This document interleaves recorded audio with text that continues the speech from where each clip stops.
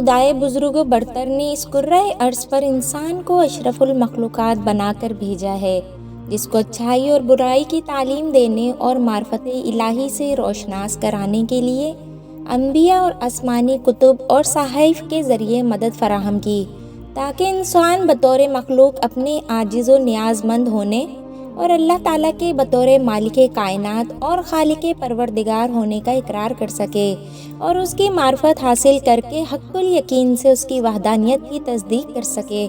تمام انبیاء نے آسمانی کتب و صحائف کی پیروی کو ہی کامیابی کی ضمانت قرار دیا، اور سلسلہ نبوت کے آخری نبی حضرت محمد صلی اللہ علیہ وآلہ وسلم اور آپ پر نازل ہونے والی آسمانی کتاب یعنی قرآن مجید فرقان حمید پر ایمان ہی ہماری فلاح و کامیابی کی ضمانت ہے۔ تمام انبیاء کرام علیہ السلام اور آسمانی کتب و صحائف پر ایمان لانے کے علاوہ اللہ کے فرشتوں پر ایمان لانا بھی ضروری ہے۔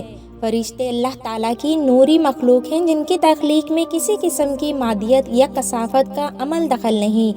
مخلوقات عالم میں فرشتے وہ مخلوق ہیں جن کا مقصد تخلیق اول و آخر، ظاہر و باطن حق تعالیٰ کا ذکر و تسبیح اور احکام الہی کی بجا آوری کے بجز کچھ بھی نہیں، اور جو احکام الہی سے روگردانی کی ذرہ برابر قدرت نہیں رکھتے۔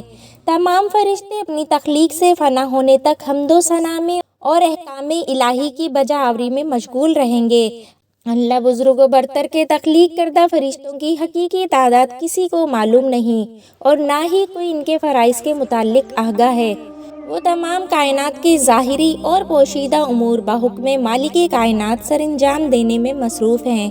اللہ تعالیٰ اور انسان کے درمیان رابطے کا ذریعہ انبیاء کرام علیہ السلام ہے، لیکن اللہ اور انبیاء علیہ السلام کے درمیان رابطے کا ذریعہ سردار ملائکہ جبرائیل علیہ السلام تھے، جو بذریعہ وحی اللہ تعالیٰ کے احکامات و پیغامات کو انبیاء کرام تک پہنچاتے تھے۔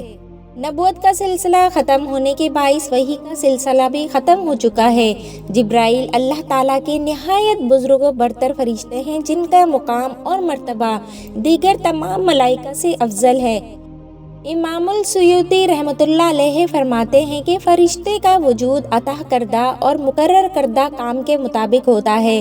جبرائیل علیہ السلام کے ذمہ مقرر احکامات اور اعمال تمام گروہ ملائکہ میں سب سے عظیم ہیں، چنانچہ ان کا وجود بھی تمام گروہ ملائکہ میں سب سے عظیم ہے۔ ان کے علاوہ خدائے برتر و بزرگ کے دیگر مقرب ملائکہ میں عزرائیل، میکائیل اور اسرافیل علیہ السلام کے نام شامل ہیں۔ ہر پیدا ہونے والا بچہ چاہے وہ جس بھی مخلوق سے تعلق رکھتا ہو شور مچاتا اور روتا ہے، لیکن فرشتے تخلیق پاتے ہی خدائے بزرگ و برتر کی حمد و ثنا اور تسبیح کرنا شروع کر دیتے ہیں۔ اور فرشتوں کی تخلیق کا آغاز تخلیق جبرائیل علیہ السلام سے ہوا۔ حضرت سعید ابن مسیب رحمۃ اللہ علیہ روایت کرتے ہیں کہ جبرائیل علیہ السلام کی تخلیق ہوئی تو انہوں نے فرمایا لا حول ولا قوۃ الا باللہ، اور اقرار کیا کہ فرشتوں کے پاس اپنی کوئی طاقت نہیں۔ حضرت ابو ہریرہ رضی اللہ تعالیٰ عنہ سے روایت ہے کہ حضور اکرم صلی اللہ علیہ وآلہ وسلم نے جبرائیل علیہ السلام سے ان کی عمر کے متعلق سوال کیا کہ آپ نے اپنی عمر کے کتنے سال گزار لیے ہیں؟ جبرائیل علیہ السلام نے جواب دیا، اللہ کی قسم اس کے علاوہ میں کچھ نہیں جانتا کہ اللہ تعالیٰ کے نورانی حجابات میں سے چوتھے پردے میں 70,000 سال کے بعد ایک نوری تارہ ظاہر ہوتا ہے، میں نے اسے 72,000 مرتبہ دیکھا ہے۔ حضور اکرم صلی اللہ علیہ وآلہ وسلم نے فرمایا، اے جبرائیل، میرے رب کی عزت کی قسم وہ تارہ میں ہی ہوں۔ حضور سرور کونین حضرت محمد صلی اللہ علیہ وآلہ وسلم نے ارشاد فرمایا، مجھے ملائکہ میں سے صرف ایک پاک روح یعنی جبرائیل علیہ السلام کے بارے میں سنانے کی اجازت دی گئی، جو کہ اللہ سبحانہ و تعالیٰ کے عرش تلے ہیں اور خدائے بزرگ و برتر کے تاج حق کو اٹھائے ہوئے ہیں۔ ان کے کان کی لو یعنی جبرائیل علیہ السلام کے کان کی لو اور کاندھے کے درمیان 700 سال کا فاصلہ ہے۔ ابن خزیمہ رضی اللہ تعالیٰ عنہ سے روایت ہے کہ رسول اللہ صلی اللہ علیہ وآلہ وسلم نے فرمایا، پرندے کی 700 سال کی اڑان کا فاصلہ ہے۔ حضور اکرم صلی اللہ علیہ وآلہ وسلم نے فرمایا، جبرائیل عین عرش معلیٰ تلے رہائش پذیر ہے۔ میں نے جبرائیل علیہ السلام کو دیکھا، اس کے 600 پر تھے اور وہ تمام افق پر محیط تھے، اور اللہ بزرگوں برتر کے عطا کردہ تخت پر بیٹھے تھے، ان کے تمام پر پھیلے ہوئے تھے اور ان پروں میں سے زمرد، موتی اور مروارید جھڑ رہے تھے۔ بروایت احمد حضور اکرم صلی اللہ علیہ وآلہ وسلم نے فرمایا، ان کے پروں کا رنگ سبز ہے اور پاؤں کے تلوں کا رنگ بھی سبز ہے۔ حضرت انس بن مالک روایت کرتے ہیں کہ حضور پاک نے حضرت جبرائیل علیہ السلام کو بچپن میں اس سال دیکھا جس سال آپ کی والدہ ماجدہ کی وفات ہوئی۔ حضور اکرم صلی اللہ علیہ وآلہ وسلم دیگر بچوں کے ساتھ مشغول تھے کہ یکدم ایک شخص آیا اور آپ صلی اللہ علیہ وآلہ وسلم کو پکڑ کر زمین پر گرا دیا۔ خوف اور ہیبت کی وجہ سے آپ صلی اللہ علیہ وآلہ وسلم کے قریب موجود دوسرے بچے بھاگ کھڑے ہوئے۔ حضور پاک نے فرمایا، اس شخص نے میرا سینہ چیرا اور میرے دل کو اپنے ہاتھ میں پکڑا۔ اس نے دل میں سے ایک چیز نکالی اور کہا، یہ شر کا ذرہ آپ کے اندر تھا، اور اس کو نکال کر پھینک دیا اور میرے دل کو سونے کی تشریح میں رکھ کر آب زمزم سے دھویا اور پھر میرا سینہ دوبارہ سی دیا۔ جب دوسرے بچے اپنے والدین کے ساتھ واپس آئے تو میرا سینہ پہلی حالت میں آ چکا تھا۔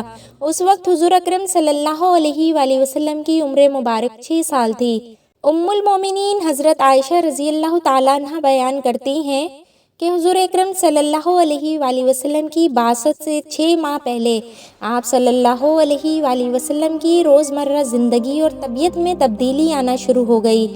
حضور پاک کو متواتر سچے خواب آنا شروع ہو گئے اور بحکم خدائے بزرگ و برتر آپ صلی اللہ علیہ وآلہ وسلم خلود پسندی کے عادی ہو گئے۔ آپ صلی اللہ علیہ وآلہ وسلم نے تنہائی میں عبادت کے لیے غار حرا جانا شروع کر دیا۔ حضرت انس ابو طلحہ رضی اللہ تعالیٰ عنہ سے روایت کرتے ہیں کہ ایک بار محفل میں نبی کریم صلی اللہ علیہ وآلہ وسلم کا چہرہ مبارک خوشی سے چمک اٹھا۔ میں نے سبب پوچھا تو فرمایا کہ جبرائیل علیہ السلام ابھی میرے پاس آئے اور کہا، اے محمد، کیا آپ اس سے خوش نہیں کہ کوئی آپ صلی اللہ علیہ وآلہ وسلم پر 1 مرتبہ درود پڑھتا ہے اور میں اس پر 10 مرتبہ درود بھیجتا ہوں؟ اگر آپ بھی فرشتوں کے سردار حضرت جبرائیل علیہ السلام سے اپنا نام کہلوانا چاہتے ہیں تو آئیے پیارے نبی حضرت محمد صلی اللہ علیہ وآلہ وسلم پر درود پڑھ لیں، صلی اللہ علیہ وآلہ وسلم۔